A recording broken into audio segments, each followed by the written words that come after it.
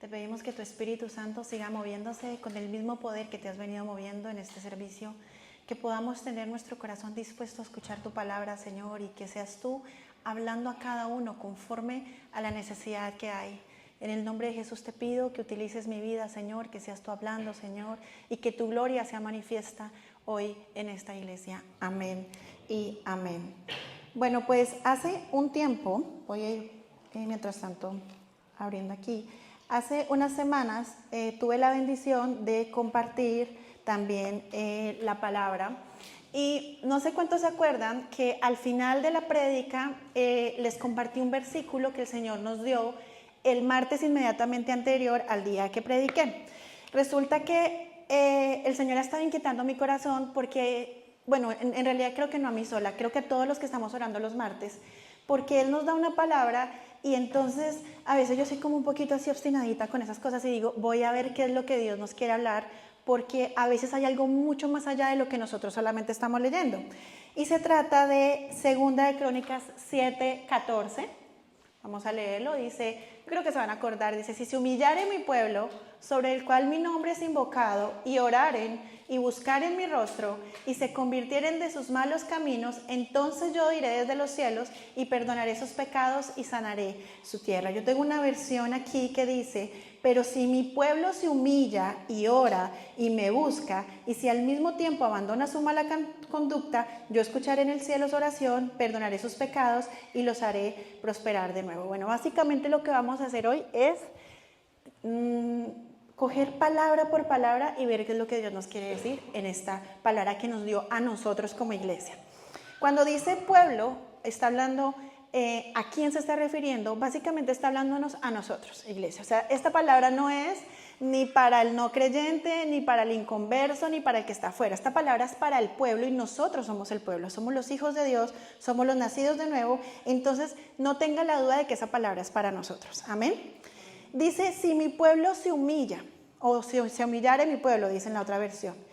Humillarse. Bueno, pues ahí les cuento que estuve como una semana preguntándole a Dios qué es exactamente humillarse, y resulta que entendí que es una disposición del corazón que nos lleva a una dependencia total y absoluta de Él. Es cuando nosotros decimos, o sea, yo no puedo, es Dios o Dios, porque a veces nosotros nos creemos capaces, autosuficientes, queremos tener el control de todo, pero a Dios le gusta que nosotros le cedamos a Él el control, y eso es humillarse. Ahora, la humildad es una palabra que se repite en la Biblia muchísimas, pero muchísimas veces. Vamos a ver Lucas 14:11. Dice, porque cualquiera que se enaltece será humillado, y el que se humilla será enaltecido. Santiago 4:10. Humillaos delante del Señor y Él os exaltará. Y podría seguir toda la tarde tomando versículos y versículos y versículos que hablen sobre la humildad, sobre el orgullo, sobre qué sucede con el orgulloso. Dice la Biblia que Dios lo mira de lejos, y básicamente Dios lo que nos está diciendo, pero así es humillarse, humildad. Ahora, ¿qué implica ser humilde? La humildad implica varias cosas. Yo tomé 4 y quiero que las desarrollemos rápidamente. Una de ellas es el arrepentimiento. Me gusta cuando Dios como que teje el hilo y todo va como en una misma línea, porque cuando escuchaba al pastor Grover dando la administración, dando la palabra durante la alabanza, dije, wow, Dios está definitivamente confirmando el mensaje que tiene para nosotros. El arrepentimiento involucra que yo le diga a Dios, sí, Señor, me equivoqué. O sea, perdón, la embarré, cometí el error y no lo voy a hacer más. Pero también, cuando decía el pastor, cuando nosotros perdonamos a los otros, también le estamos dando, como que se abre un camino para que Dios nos perdone también. O sea, las dos cosas van de la mano. Yo tengo que buscar el perdón de Dios, pero a su vez también estoy supuesto a perdonar a mi hermano. De la misma manera que nosotros perdonamos, con esa misma habilidad, Dios nos va a perdonar, con esa misma rapidez. La misma vara que nos mide, que medimos, con esa misma vamos a ser medidos, dice la Biblia. Ahora, a veces nosotros expectamos que suceda algo por parte del otro, del que me ofendió, para que yo pueda darle el privilegio de ser perdonado. Y no funciona así. O sea, si yo tengo una discusión, no sé, con mi esposo, y a lo mejor él se equivoca, a lo mejor él fue el que cometió el error, yo no puedo ponerme en una posición es hasta que tú vengas te perdono. No, hay una parte que me toca a mí y habla de mi carácter y de la humildad que hay en mí, que yo tome la decisión de perdonarle aún cuando él a mí no me pida perdón. No funciona así. Dios quiere que tengamos un corazón humilde y el arrepentimiento y la rapidez con la que perdonamos es uno de los frutos de ver si realmente somos humildes. Ahora, otra cosa que también está incluida en la humildad o en el humillarnos es el reconocimiento de quién es Dios. Y a ver, vamos a poner un ejemplo. El rey de aquí de Inglaterra, de UK, todos sabemos quién es. O sea, si yo pongo una foto ahí, ¿quién es? Todos van a alzar la mano. Todos sabemos quién es. Sabemos o podemos imaginarnos el poder y la influencia que el hombre tiene. Podemos imaginarnos también, hacernos una idea del dinero, del alcance que él tiene. Pero ¿cuántos de aquí son amigos de él? ¿Nadie? Me ayuda un poco. Ninguno. ¿Cuántos podemos acercarnos y decirle, ay, vea usted que tiene todo ese dinero, una casita? No, ninguno. Porque aunque sepamos quién es y lo reconozcamos y podamos identificar, digamos, el poder y la influencia que tiene por tener un alto cargo, no tenemos una relación con él. Cuando hablamos de reconocer quién es Dios, pero respecto a mí, respecto a ti. ¿Quién es Dios respecto a ti? ¿Cuál es la posición que Él tiene en tu vida? ¿Vale? Dios no va a cambiar de acuerdo a cómo yo lo mire. Dios es Dios, pero sí va a actuar en función de la relación que yo tenga con Él. Amén.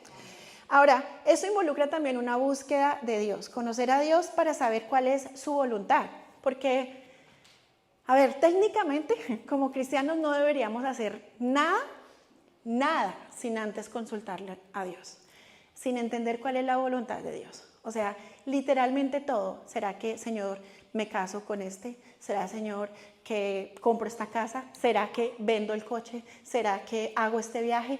Todo deberíamos filtrarlo antes por la voluntad de Dios. Pero a veces creemos que nosotros somos más sabios que Dios. Veamos Proverbios 3:7.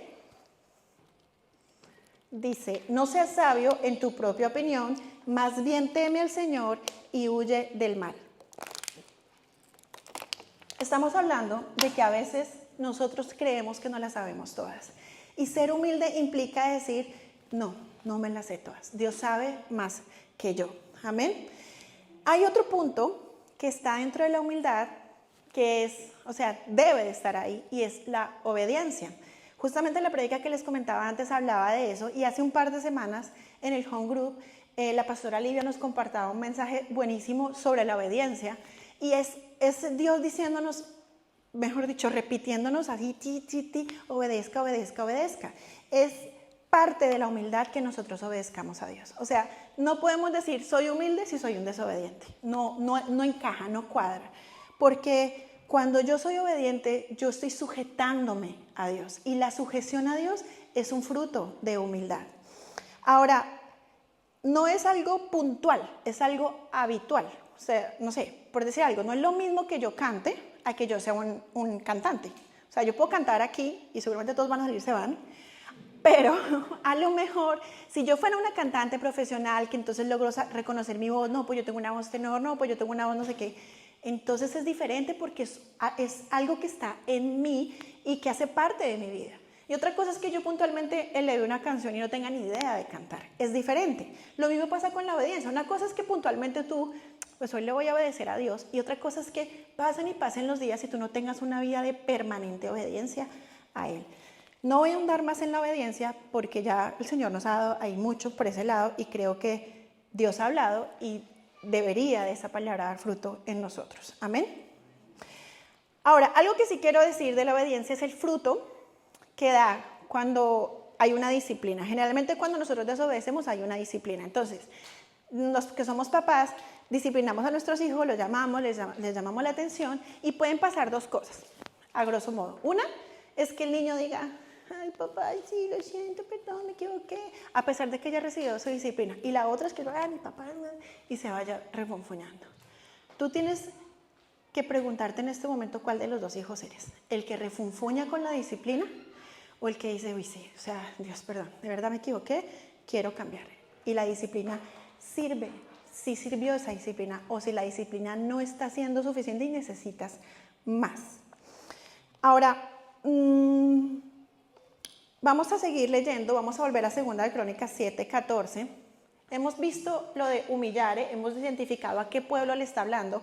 Dice que sobre el cual mi nombre es invocado y dice, y oraren y buscaren mi rostro y se convirtieren de sus malos caminos. En la versión que yo tengo dice, y ora y me busca y si al mismo tiempo abandona su mala conducta. Entonces, vamos a ir como desmenuzando también. Me voy a saltar a la parte donde dice, abandona su mala conducta o se convirtieren de sus malos caminos. Básicamente Dios nos está diciendo, dejen el pecado. ¿Sí? Y me salto ahí porque a veces para llegar ahí necesitamos el anterior, que es orar. O sea, si tú coges y te traes de tu trabajo algo que no es tuyo, tú eres un ladrón. Es así. Si tú, no sé, tienes relaciones sexuales antes del matrimonio con una persona, tú estás fornicando. O sea, no hay mucho que preguntarse. Pero hay otros pecados que son pecados ocultos, pecados que son habituales, que hacemos todo el tiempo y que encima no nos damos cuenta que los tenemos. No sé, la envidia, la ira, algunos los mencionó el pastor ahorita cuando estaba orando, la soberbia, esos son pecados que están ahí y muchas veces nosotros no somos conscientes que los tenemos. Y para nosotros reconocer que tenemos esos pecados, o para que se nos revele, ahí es donde nosotros también tenemos que recurrir al otro punto, que es orar. Porque en la oración podemos encontrar la revelación de Dios. Ahora, ¿qué es orar? Pues orar es hablar con Dios, no es tan difícil, ¿vale? Es una comunicación intencional. O sea, yo tengo la intención de decir, Dios, quiero hablar contigo, pim, pim, y Dios dice sí. Eso es una conversación con Él, es un diálogo que yo tengo con Dios. Ahora, también es la mayor herramienta que nosotros tenemos para afectar el mundo espiritual. O sea, cuando yo oro, algo en lo espiritual sucede, aunque nosotros no lo veamos. Vamos a ver un fruto, eso sí, de esa oración que hacemos, porque eso que ocurre en el mundo espiritual se materializa en nuestra vida diaria. Entonces la oración es un arma que hace que Dios intervenga en nuestra vida y en nuestras circunstancias a nuestro favor. Esa es la oración. Ahora, la oración generalmente se acompaña de una acción. Por eso Dios dice, y al mismo tiempo, porque está acompañado de algo. Entonces, vamos a pensar en Jesús, por ejemplo. Jesús se apartaba, o sea, hacía algo que era apartarse y oraba. O se apartaba al desierto, ayunaba y oraba. O sea, su oración no era sola, hacía algo. Moisés subía al monte, Moisés iba y buscaba. Elías, lo mismo, él estaba buscando, subiendo al monte, o sea, había una intención acompañada de una acción para llegar a la oración, ¿sí? Ahora, la oración debe ser una comunicación bidireccional. ¿Qué es bidireccional? Pues donde hay un emisor, yo emito mi oración, hay un receptor que es Dios que está escuchando, pero el papel en algún momento se cambia y Él pasa a ser el emisor y yo paso a ser el receptor, es decir, una conversación. Ahora mismo yo estoy dando un mensaje y la que está hablando soy yo. Digamos que no hay una conversación, esto es una oratoria, es una prédica, es diferente. Con Dios nosotros debemos de esperar a que Dios responda. Muchas veces nosotros, Señor, mira que me pasa esto, y estamos ahí pidiéndole a Dios, amén, y Dios, pero venga. Y Dios se queda con las ganas de darnos una palabra, una respuesta, y nosotros simplemente pensamos que como yo ya me desahogué, fue suficiente. Pero no, Dios también habla. Dios habla, amén. Ahora, debemos de preguntar a Dios y esperar a que Él nos diga lo que debemos de hacer. Y en este momento le pido que piense en una situación, la que sea que esté pasando. Algo que usted diga, ay, esta cosa lo necesito resolver. Y piense si le ha preguntado a Dios si puede o debe hacer eso que planea o que se está pensando hacer. O es más, no, es que no tengo ni idea de qué hacer. Bueno, le ha preguntado a Dios, entonces, ¿qué hacer? Piense por un momentico, ahí, 2 segunditos. Jeremías 23:22 dice, pero si ellos hubieran estado en mi secreto, habrían hecho oír mis palabras a mi pueblo y lo habrían hecho volver de su mal camino y de la maldad de sus obras. Dios está hablando de los profetas. Resulta que los profetas dieron una palabra al pueblo de Israel, pero ellos dieron una palabra desde su carne. O sea, ellos no pasaron tiempo con Dios, ellos no le consultaron a Dios cuál era la palabra que debían de dar, y Dios les dice, si ellos hubieran estado en mi secreto, es decir, si ellos hubiesen orado, las cosas habrían sido muy, muy, muy diferentes. ¿Por qué tenemos que consultar a Dios? Pues porque Dios es Dios y Dios ve cosas que nosotros no vemos. O sea, nosotros somos como limitados para muchas cosas. Dios no tiene límites. Entonces, hay cosas que en nuestro entendimiento, por muy inteligentes y por muy sabios, por muchas experiencias que tengamos, no vamos a igualar nunca a Dios. Esforcémonos todo lo que queramos, no vamos a conseguirlo. Entonces, si nosotros somos inteligentes, vamos a decir, pues yo mejor me meto debajito de Dios, consulto todo a Él y así sé que voy a la fija. Mateo 6, del 6 al 7 dice, mas tú, cuando ores, entra a tu aposento y cerrada la puerta, ora a tu Padre que está en secreto. Y tu Padre que ve en lo secreto te recompensará en público. Y orando, no uséis vanas repeticiones como los gentiles, que piensan que por su palabrería serán oídos. No es repetición de la repetidera, es tener una conversación con un amigo. Abraham era el amigo de Dios porque hablaba con Dios con libertad. Es tener una conversación con un papá, es poderte expresar con libertad, poderle decir a Dios, mira, no es por nada Dios, pero llevo un año en las mismas, y empezar a decirle a Dios lo que tú sientes. Eso es orar. ¿Dónde? En tu aposento, en un lugar cerrado para ti. A ver, y quiero aclarar algo acá. No significa que cuando nosotros nos juntamos como iglesia a orar, Dios no hable o que Dios no se derrame. Claro que sí, de hecho estamos viendo esta palabra porque Dios nos la habló a todos cuando estábamos orando.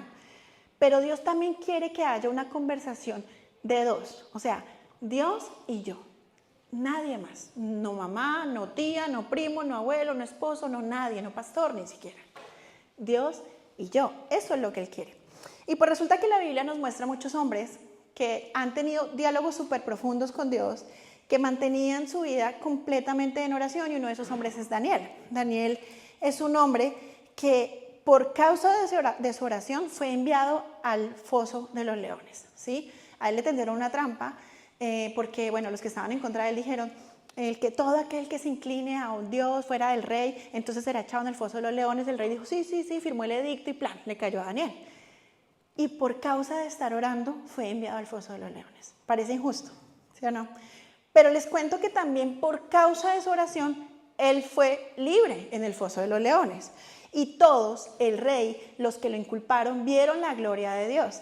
Y fue también la forma en la que estos detractores de Daniel pasaran a mejor vida, porque inmediatamente Daniel sale, el rey dice, todos los detractores, esposas, hijos, todos, y los leones se los comen.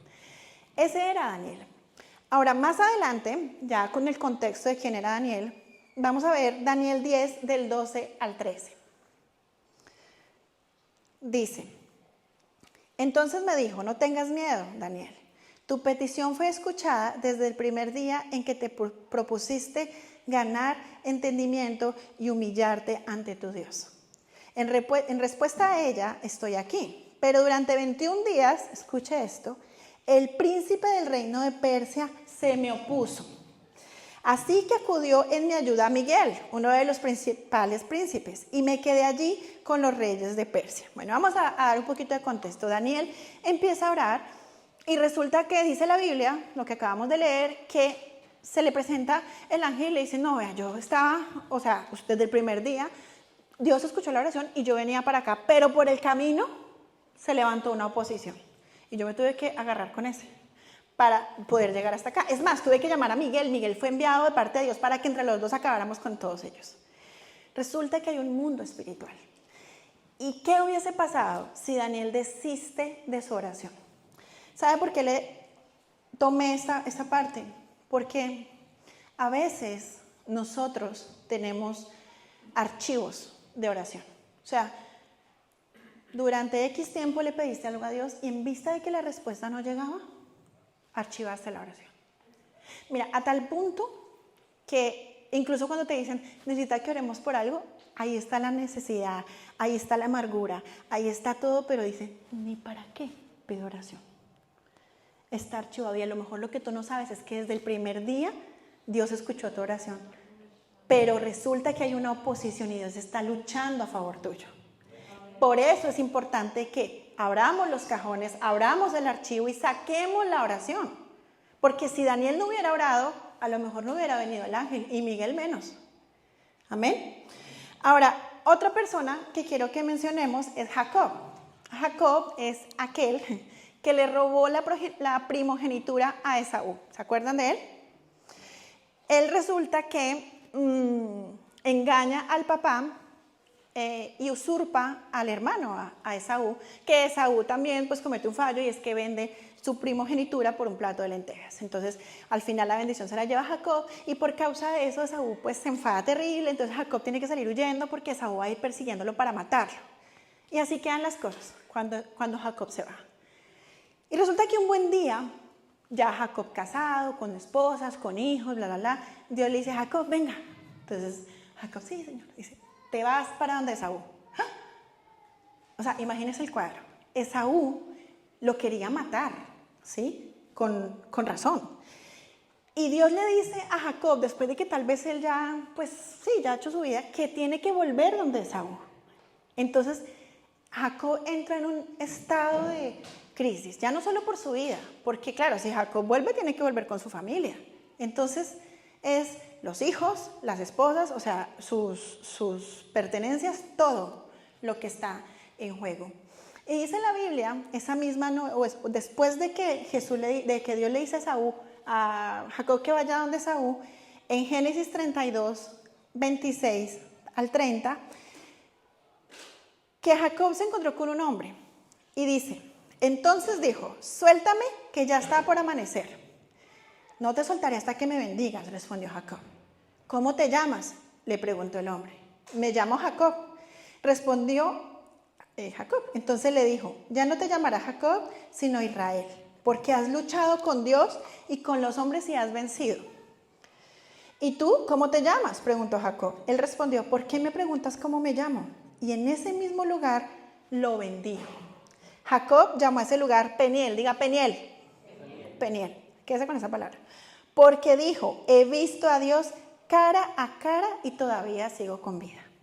Bueno, yo creo que esa es una de las historias más impresionantes y a veces difíciles de entender de la Biblia. Resulta que Jacob está en una lucha con un hombre y después se le revela que ese hombre es Dios. Y dice que lo bendice y está cara a cara con Dios, por eso llama el lugar Peniel. Y Jacob sabía que él tenía una dificultad grande, que era lo que les comentaba que estaba sucediendo cuando fuera donde Esaú, pero él también sabía que la única solución para esa dificultad era Dios. No hay nadie más que él. Eso era lo que sabía Jacob.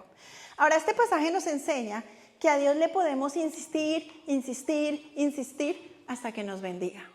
No hasta que se haga nuestra voluntad, es diferente, hasta que nos bendiga. Ahora, yo creo que, no sé si a alguno le pasa, pero cuando yo leo esto, yo digo, o sea, que Jacob venció a Dios. ¿No les pasó eso por la cabeza? Porque eso es lo que dice aquí, ¿vale? Pero entonces, para que nosotros lo entendamos, yo voy a ilustrar algo que seguramente los varones lo van a pillar más rápido que las mujeres. Es un cuadro de un papá con un hijo pequeño. Entonces, por ejemplo, mi esposo a veces se pone a jugar con Samu o con Santi, los chiquitines, y entonces mi esposo se pone, ven, no sé qué, oh, me pegaste, y el otro no, y le da, uy, a ver tu músculo, y Santi y Samu y su musculito. Pero Yair se pone a nivel del niño, ¿sí? ¿Han visto esos juegos entre papá e hijo? Y entonces el niño, y se pone, mejor dicho, súper rudo, y realmente no es que el niño le esté ganando al papá, es que el papá está haciéndose otro niño con él, está bajando a su nivel y se está poniendo de tú a tú. Incluso le permite ganar. ¡Oh, no, me diste! ¡Ay! El niño, ¡eh! ¿Han visto esas peleas entre papás e hijos? ¿Qué hace un papá cuando está con esas peleitas, esos juegos con su niño? Está definiendo su carácter. Le está dando identidad. El papá le está enseñando a su hijo una identidad de victoria, una identidad que dice, tú puedes batallar, una identidad que le dice, eres fuerte, una identidad que le dice, eres valiente, una identidad que le dice, tú puedes. Eso es lo que hace un papá cuando juega con un niño así. Pues básicamente eso era lo que estaba haciendo Dios con Jacob. O sea, Dios podía haber dicho, quita. Pero Dios dijo, venga, pues hagámoslo, entremos en este juego. Y resulta que en ese juego le funcionó a Jacob porque al final consiguió que Dios lo bendijera. Ahora, debemos de seguir la línea de Jacob en el sentido de decirle, Señor, me prendo aquí de tu pie y mejor dicho, yo no me suelto hasta que me bendigas. Y pregunto, ¿hay algo en tu vida que tú digas, yo necesito pegarme de Dios porque de verdad necesito que Él me bendiga y no lo voy a soltar? Piensa si hay alguna razón en tu vida para que tú le digas a Dios, no te voy a soltar. ¿Saben? La Biblia dice que llueve sobre justos e injustos. El pastor Grover ahora estaba diciéndolo. La misericordia de Dios es nueva cada mañana. Y muchas veces por su misericordia, por su gracia, por la lluvia hacia justos e injustos, nosotros tenemos bendiciones. Porque estoy segura que todos aquí hemos sido bendecidos. Pero hay algo diferente cuando nosotros oramos, nos humillamos y reclamamos una bendición. Es muy diferente. No estoy hablando de la lluvia de los injustos y de los justos. Pues a mí Dios me bendice. Sí, pero ¿te ha dado esa bendición? Eso que tú sabes que dices, es que lo anhelo, es que lo deseo. ¿Te lo ha dado? Piénsalo. Ahora, Jacob le dice a Dios, bendíceme. Jacob no le dice, vea, ayúdeme con Esaú, es que Esaú me va a coger y me va a matar. No, él le dice, bendíceme. A él no le da ideas a Dios. Y a veces nos pasa a nosotros, Señor, mira, si me concedes ese trabajo en tal parte que es que yo lo vi, yo creo que por ahí es, Señor. Y empezamos a darle ideas a Dios cuando Dios tiene las mejores ideas. Seguramente, si no conociéramos la historia y supiéramos lo que pasa después, tal vez lo último que se nos ocurriría decirle a Dios es, ¿me cambias el nombre? Es que ya no quiero ser más Jacob, ¿qué tal Israel? Eso tal vez no nos habría pasado por la cabeza. Y probablemente a Jacob tampoco se le pasó por la cabeza, pero Dios sabía cuál era la bendición oportuna para él. Dios la conocía. Y Dios, iglesia, Él sabe cuál es la bendición que tú necesitas hoy. Él la conoce. Y no le demos ideas a Dios. Él tiene mejores ideas que nosotros. Ahora, algunas veces nosotros no sabemos ni cómo orar. ¿No le ha pasado? Que uno dice, Señor, no sé ni qué decirte. No sé ni cómo orar.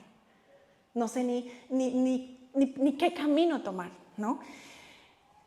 Pero con que le diga, Señor, bendíceme, porque yo sé que tú tienes algo mejor de lo que a mí se me pueda pasar por la cabeza o de lo que yo pueda imaginar, va a bastar. Va a ser más que suficiente. Vamos a leer Juan 6, 66, 69. Dice, desde entonces muchos de sus discípulos le volvieron la espalda y ya no andaban con él. Así que Jesús preguntó a los 12, ¿también ustedes quieren marcharse? Señor, contestó Simón Pedro, ¿a quién iremos? Tú tienes palabras de vida eterna y nosotros hemos creído y sabemos que tú eres el Santo de Dios. Pues Jesús estaba enseñando sobre él, sobre su posición en Dios, y algunos como que no estaban muy a gusto con lo que Jesús decía, entonces tomaron la decisión de irse, ¿sí? Y Jesús les pregunta a los discípulos, ¿ustedes van a hacer lo mismo? Pero Pedro responde lo que deberíamos de responder nosotros. Y es, ¿y a dónde vamos a ir, Dios? ¿Para dónde voy a coger? ¿A quién voy a acudir? ¿Quién es más grande que Dios? ¿Quién más tiene el poder para darte esa sanidad financiera? ¿Quién más tiene el poder para reconciliar esa relación que está rota? ¿Quién más tiene el poder para darte esos documentos por los que has estado pidiendo? ¿Quién más tiene el poder para sacarte de esas deudas, para curar ese cáncer? ¿Quién más tiene el poder? Sino Dios. ¿Quién más? ¿A quién más voy a ir? Y muchas veces nosotros decimos, voy al médico, voy al brujo, voy a no sé dónde, voy a hablar con la manager, voy a hablar con no sé quién, y dejamos a Dios como por allá, en la última opción.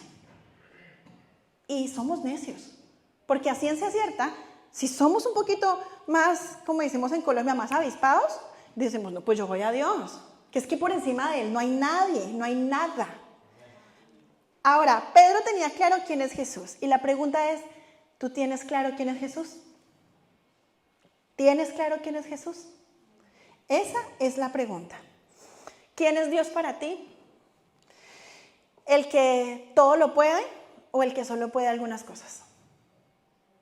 ¿El que está cerca, con el que me puedo relacionar, o el que está lejos, sí, grande y poderoso, pero pues está allá? El que a veces me escucha, a veces no, debe estar ocupado. El que me hizo un milagrito, pero pues no sé si fue porque también la pastora oró. O el que te escucha, aunque tú no seas tal vez la persona más espontánea hablando y que no tengas una cantidad de léxico en tu oración. ¿Quién es Dios para ti? Yo les puedo decir que en la Biblia podríamos seguir viendo personajes donde mantienen un diálogo y una conversación y que a su vez se ve la gloria de Dios. Ahora, nosotros también hemos vivido cosas, ¿no? Y podemos seguirlo viendo, porque dice la Biblia que Jesús es el mismo de ayer, hoy y siempre, Él no cambia.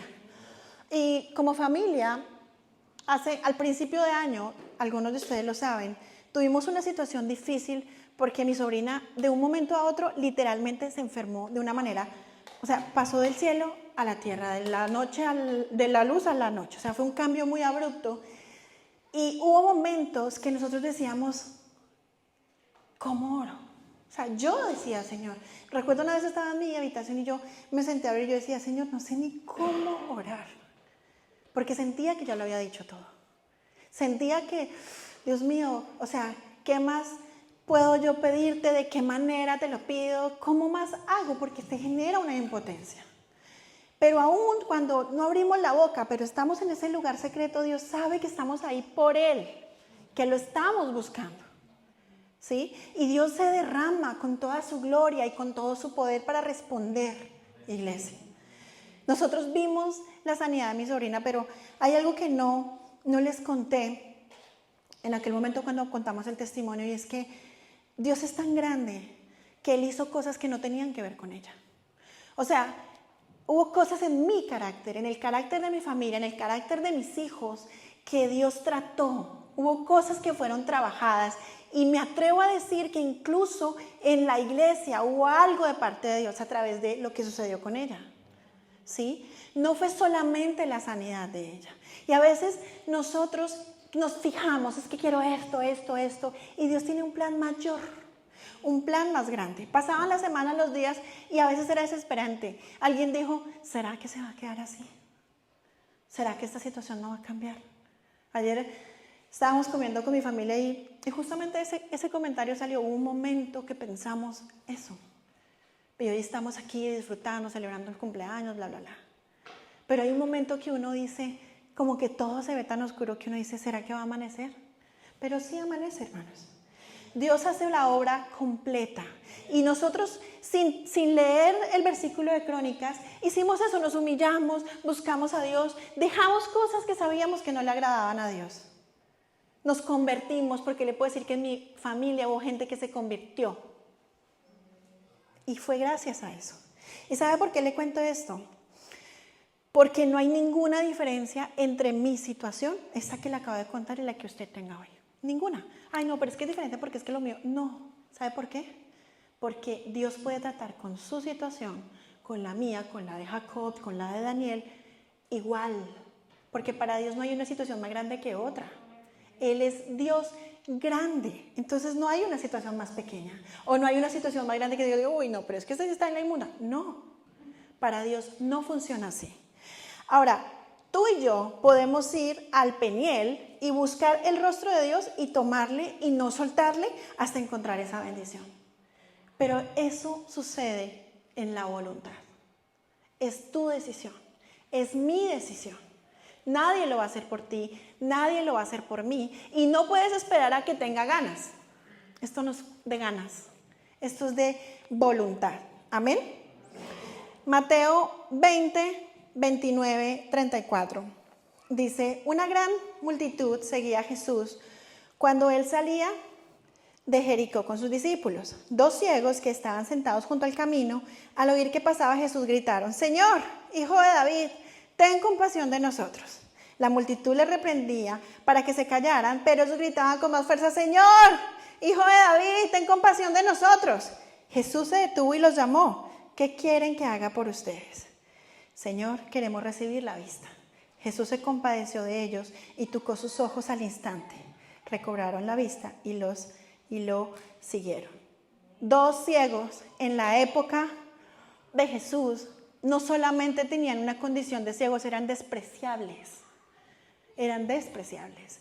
La Biblia no nos dice, llevaban 20 años, eran de nacimiento, hacía 3 días, no nos dice, pero se evidencia el desespero en su situación cuando empiezan a gritar.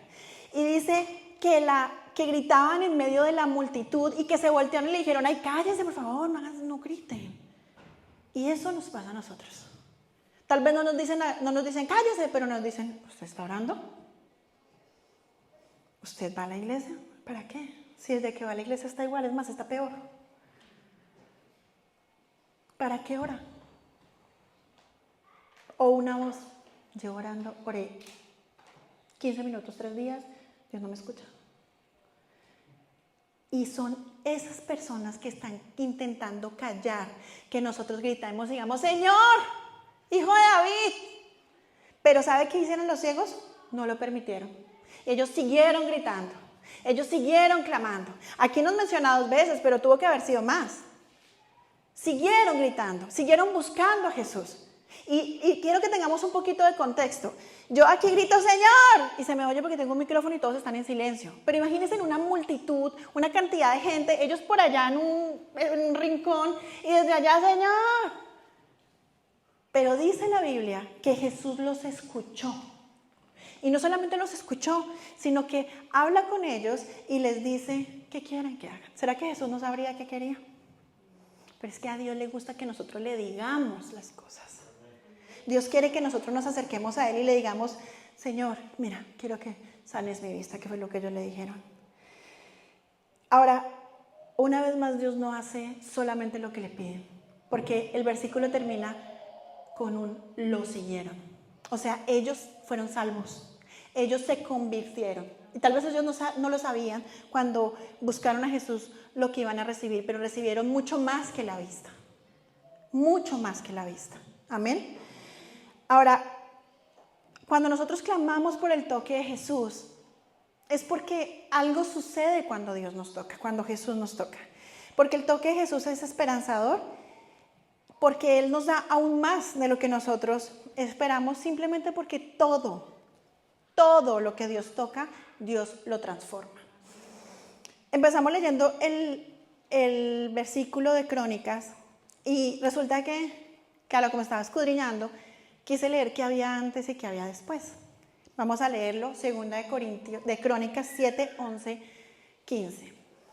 Es Salomón, ¿vale? Cuando construyó el templo. Dice: cuando Salomón terminó el templo del Señor y el palacio real, llevando a feliz término todo lo que se había propuesto hacer en ellos, el Señor se le apareció una noche y le dijo a Salomón: he escuchado tu oración y he escogido este lugar, porque lo estamos trasladando a nosotros. Acuérdense que esa palabra nos la dio a Alfa y Omega, como templo para que me ofrezcan sacrificios. Cuando yo cierre los cielos para que no llueva, o le ordene a la langosta que devore la tierra, o envíe plagas sobre mi pueblo, si mi pueblo que lleva mi nombre se humilla y ora y me busca y abandona su mala conducta, yo le escucharé desde el cielo, perdonaré su pecado y restauraré su tierra. Y algo más: mantendré abiertos mis ojos y atentos mis oídos a las oraciones que se eleven, ¿dónde? En este lugar. Eso es lo que Dios nos está diciendo. Hay un tiempo donde los cielos se cierran y no hay lluvia. A veces porque es una prueba, a veces porque no lo hemos buscado, lo hablábamos la vez pasada, porque a veces dice la Biblia que la maldición no viene sin causa. Pero dice: pero aún con los cielos cerrados, aún con la langosta, aún con lo que sea que estés pasando, si tú me buscas, si tú oras, si tú te humillas, yo voy a responder. Y voy a mantener mis oídos y mis ojos abiertos para responder las oraciones que se eleven en este lugar. Ese es el Dios que nosotros tenemos. Amén. Decíamos que cuántas oraciones nosotros tenemos en el cajón archivadas y dejamos de orar por varias cosas que tienen cierto sentido. Una, Dios ya sabe lo que quiero. Y sí, Dios sabe, dice la Biblia que Él conoce nuestras peticiones antes de que nosotros las pidamos. Pero Dios quiere que nosotros tengamos una relación con Él. Tal vez puedes decir, yo ya le dije a Dios ni que fuera sordo, y no es sordo, claro que no. Pero insisto, es que Dios quiere que nuestra voz, que nuestra boca se abra, que nos humillemos y le digamos, Señor, no puedo más con esta situación. Amén. En vista de que no me respondió, pues ya esperará cuando Él quiera. Yo no sé si nosotros hubiésemos hecho eso con Valentina. A lo mejor estaría así, como estaba. Pero gracias a Dios, nosotros nos mantuvimos fuertes orando. Y la iglesia nos apoyó en eso. Gracias a Dios, porque sé que fue el Espíritu de Él dándonos fortaleza. Oré y no vi el fruto, así que hice caso a mi entorno y lo dejé, pues porque mi familia pues ve que estoy orando y ve que no hay fruto, entonces ¿para qué sigo? Oro cuando me acuerdo. Pero la amargura sigue ahí. Y ni siquiera la amargura que hay en el corazón muchas veces nos lleva a decir, no, yo necesito que esto cambie. Porque nos acostumbramos, nos acomodamos, tenemos un falso contentamiento, que más bien es una resignación que no es propia de un hijo de Dios. Dios quiere que nosotros busquemos. Iglesia, nosotros vamos a enfrentar leones, así como Daniel, eso es seguro. La Biblia dice que cada día trae su propio afán. Y la pregunta es, ¿tú qué vas a hacer al respecto? ¿Dudarás de la bondad de Dios, la que cantábamos hoy? Porque estás en una situación difícil. O de pronto orarás por una oportunidad para que Él manifieste su grandeza en medio de tus problemas. ¿Qué vas a escoger? Ahora, si has estado tratando la oración como tu último recurso, en vez de ser tu opción principal, hoy el Señor nos está exhortando. Hoy el Señor nos está diciendo, empieza a orar como Daniel. Pégate, Dios quiere jugar contigo, quiere hacerse ese papá que juega y que me coge y después de que comparta contigo un tiempo y que tú crezcas en Él, ahí Dios va a decir, toma tu bendición. Y va a ser más grande que lo que tú esperas, porque Dios funciona así. Tenemos que orar humildemente, específicamente y con persistencia, antes, durante y después del problema.